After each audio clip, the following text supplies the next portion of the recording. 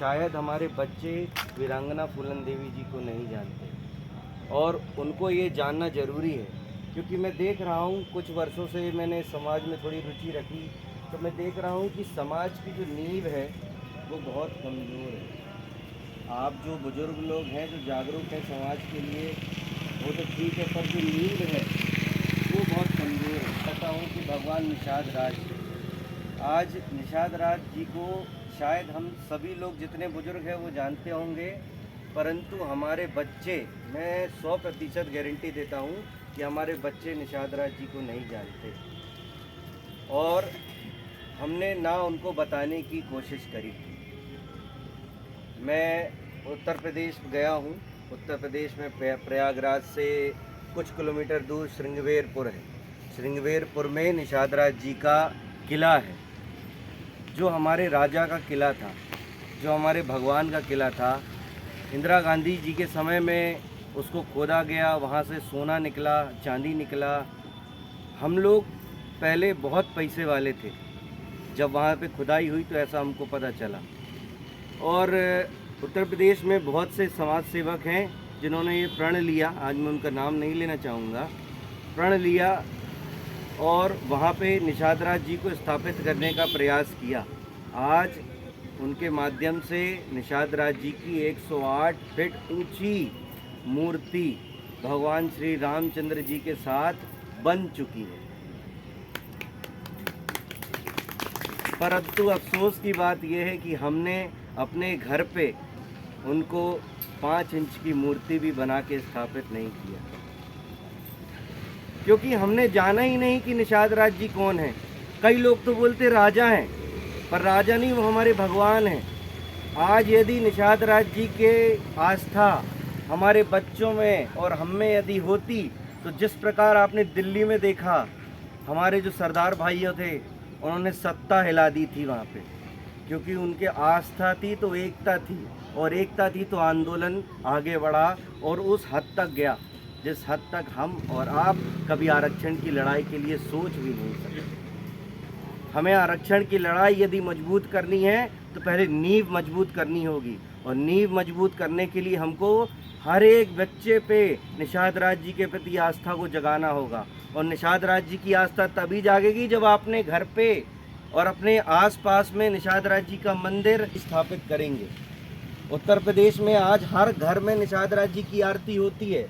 और आपको बताना चाहूँगा, जिस प्रकार हमारे यहाँ जो पंडित जी आते हैं पूजा करने के लिए और गणेश जी की मूर्ति रखी जाती है, निषाद राज जी की एक फ़ोटो रख के या उनकी मूर्ति रख के शादी की जाती है, गृह प्रवेश किया जाता है, परंतु हम लोग जागरूक नहीं हैं। तो सबसे पहले यदि नींव मजबूत करनी, आरक्षण की लड़ाई तब लड़ी जाएगी जब नींव मजबूत होगी। तो नींव मजबूत करिए।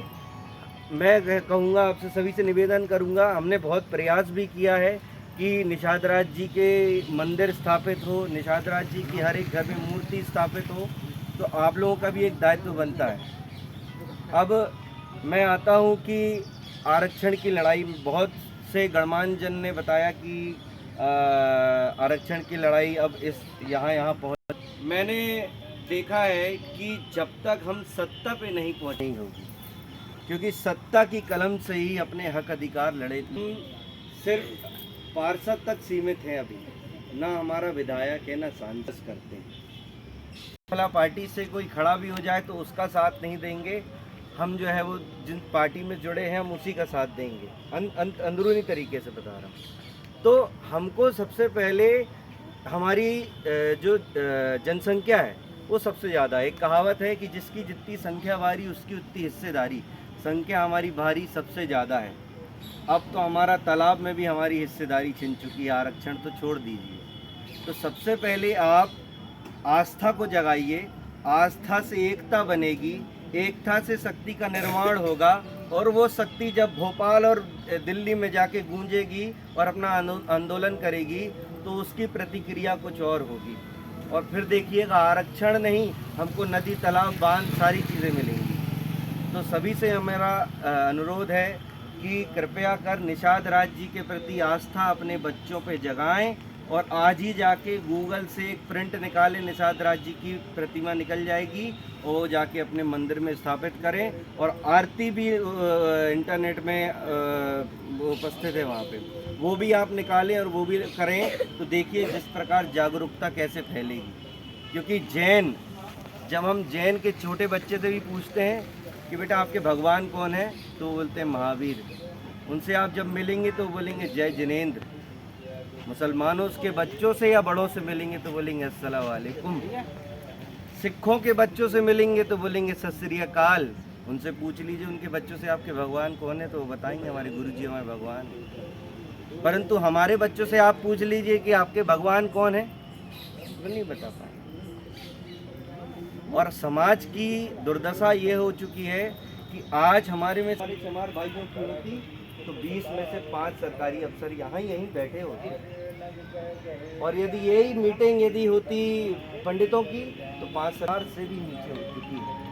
पहले हम जीरो से हीरो हुआ करते थे, अब हीरो से जीरो हो चुके हैं।